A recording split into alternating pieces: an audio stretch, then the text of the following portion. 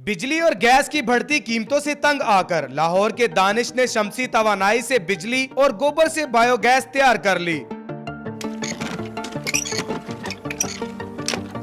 दानिश बिजली गैस इस्तेमाल करने के साथ साथ फरोख्त भी कर रहे हैं। ये 18 किलोवाट है। इस पर हमारा पूरा घर चलता है, जिसमें 2 फ्रिजें हैं, 3-4 एसी हमारे चलते हैं। बिल कितना को आता होगा? टैक्स ही आता है, इसके अलावा नहीं आता। उर्दू पॉइंट की वीडियोस देखने के लिए हमारा चैनल सब्सक्राइब कीजिए और बेल के आइकन पर क्लिक कीजिए ताकि आप हमारी तमाम आने वाली वीडियोस से बाखबर रह सकें। अस्सलाम वालेकुम नाज़रीन, आपका मेज़बान जैन बाबू आपकी खिदमत में हाजिर है और आप देख रहे हैं उर्दू पॉइंट। लाहौर के दूर दराज एक गांव में मौजूद हूँ जहां पर दानिश साहब ने गैस और बिजली का तोड़ निकाल लिया है।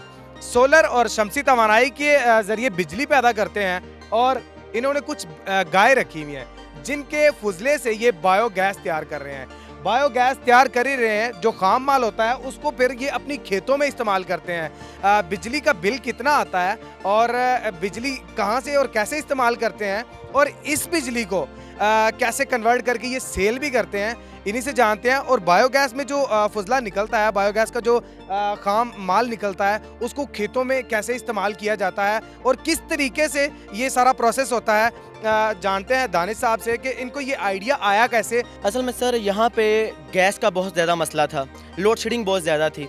तो हमने क्या किया कि इस चीज़ पर रिसर्च शुरू की कि हम अपने यहाँ पे खुद की गैस किस तरह बना सकते हैं। तो मैंने काफ़ी ज़्यादा कंटेंट देखा, काफ़ी वीडियोस देखी, तो उस हिसाब से फिर मैंने अपना एक सोलर बायोगैस प्लांट डिज़ाइन किया। तो इसके लिए हमें 2-3 गाय भी रखनी पड़ी, तो हमने अपनी गाय रख ली। इससे क्या हुआ कि हमारा दूध भी घर का हो गया, गैस भी घर की हो गई, और जो हमारा फालतू फुजला निकलता है प्लांट में से, तो वो सर हम अपनी ज़मीनों को डालते हैं एज अ फर्टिलाइज़र। इसमें पोटाश बहुत ज़्यादा है, फास्फोरस बहुत ज़्यादा है, तो ये बहुत बेहतरीन फर्टिलाइज़र है। और दूसरी बात ये बिजली वाली कि लोड शेडिंग बहुत ज़्यादा थी, बिजली के बिल बहुत ज़्यादा थे, तो इस चीज़ को हमने सोलर मैंने लगाया, इस चीज़ को मैनेज किया। अब अल्हम्दुलिल्लाह हम लोग तकरीबन 1000 के करीब यूनिट वापडा को सेल कर लेते हैं अपनी कंज्यूमेशन के अलावा। 1000 के करीब यूनिट? जी सर, 1000 के करीब यूनिट। अच्छा, तो मुझे ये बताइएगा कि जो गैस का प्लांट है उस पर कितनी लागत आई थी? सर इस पे उस वक्त मेरी तकरीबन 1,70,000 रुपये के करीब लागत आई थी। तो ये पूरा हमने कंक्रीट से बनाया और ईंटों से, इसके अलावा इसके अंदर कोई टेक्नोलॉजी यूज़ नहीं की। तो इसमें जो कंक्रीट से और ईंटों से तो बना लिया, लेकिन ये बताइए कि गैस इसमें रहती भी है, गैस प्रोवाइड करता भी है ये? जी सर, इसमें तकरीबन एक दफ़ा माल डालने के बाद 8 घंटे तक गैस सेफ़ रहती है।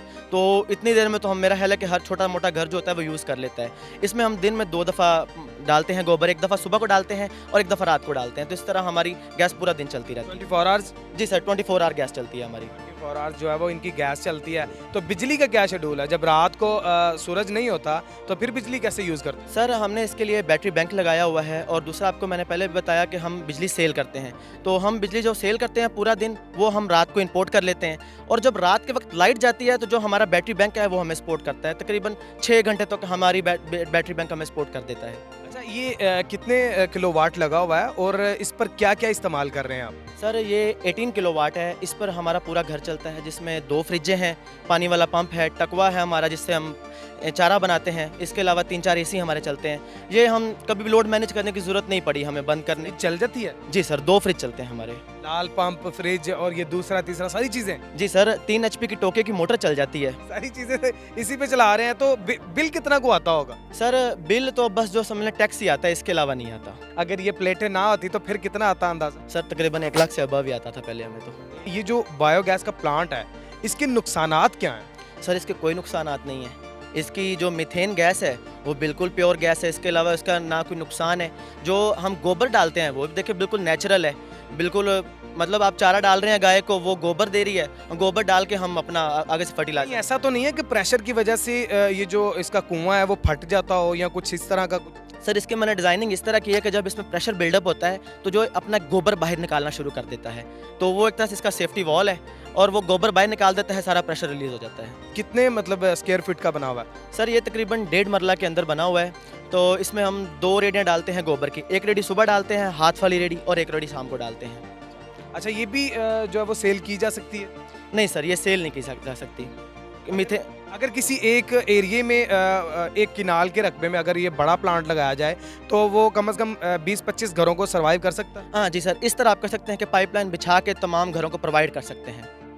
तमाम घरों को प्रोवाइड कर सकते हैं। इस पर कितना खर्चा आया, कितनी लागत है इसकी? सर इस पे उस वक्त मेरा 22 लाख रुपए आया था, लेकिन अभी क्योंकि लागत बढ़ गई है महंगाई की वजह से, तो अभी डिपेंड ऑन किस वक्त हम लगाते हैं उस हिसाब से रेट बनता है। अच्छा, ये जो अभी आप दिखा रहे थे नीचे इसके कन्वर्टर वगैरह, ठीक है, ये किस चीज़ का काम करते हैं और मतलब इसको ज़रूरी क्यों समझा जाता है इसमें? सर असल में जो डीसी करंट होता है, जो प्लेटें पैदा करती हैं वो होता है डीसी करंट। इसको हम डायरेक्टली पंप में, पंखे में इस्तेमाल नहीं कर सकते, तो इसके लिए कन्वर्टर लगाने पड़ते हैं। ये बिजली को डीसी से एसी में कन्वर्ट कर देते हैं। और दूसरा ये कि बैटरी बैंक में पावर स्टोर करने के काम आते हैं ये। क्या ख्याल है, लोगों को इसका मशवरा देना चाहिए, लोगों को इस्तेमाल करनी चाहिए ये चीज़ें? जी सर, बिल्कुल हमें सोलर एनर्जी की तरफ आना चाहिए। ये बहुत अच्छी चीज़ है। हमारी एक तो लोड शेडिंग से जान छूट जाती है, बिल कम आते हैं और बहुत फ़ायदे हैं इसके।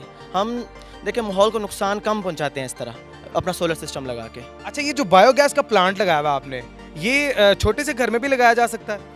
सर इसके लिए देखें, अगर आपके पास जगह है इसको मैनेज करने की, जिससे आप इसका गोबर निकाल के कहीं फेंक के आ सकें, तो आप लगा सकते हैं, कहीं पे भी लगा सकते हैं। हैंडल कौन करता है इन चीज़ों को? सर इनको हमने एक भाई रखे हुए हैं हैंडल करने के लिए, तो वो नीचे अभी इसको हैंडल कर रहे हैं, आपको दिखाते हैं चल के।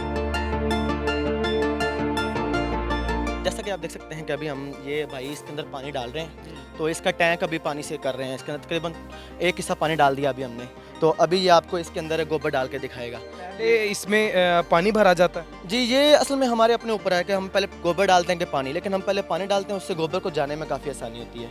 तो अभी आपको भाई गोबर डाल के दिखाएंगे इसमें। मतलब पहले इसको नरम करना होता है, फिर मतलब जो है वो उसमें? जी बिल्कुल, क्योंकि अंदर 4 इंच का पाइप लगा हुआ है, तो जब उसमें से गोबर नरम होके गुजरता है।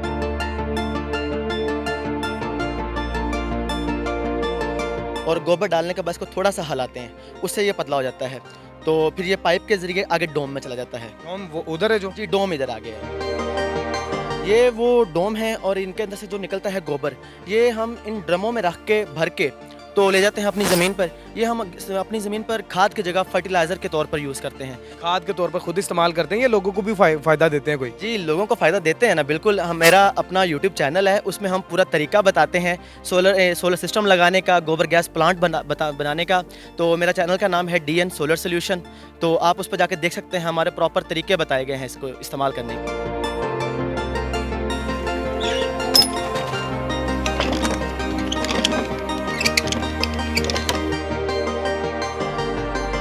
दानिश साहब मेरे साथ मौजूद है, जो कि सोलर के जरिए बिजली पैदा करते हैं, शमसी तवानाई के जरिए और गोबर के जरिए बायोगैस पैदा कर रहे हैं। आज की वीडियो आपको कैसी लगी ज़रूर कमेंट सेक्शन में बताइएगा। इंशाल्लाह ज़रूर आपकी खिदमत में इस तरह की मोटिवेशनल इन्फॉर्मेटिव वीडियोस लेकर हाजिर होता रहूँगा। अपने मेज़बान जैन बाबू को दीजिए इजाज़त। देखते रहिए उर्दू पॉइंट। अल्लाह निगहबान।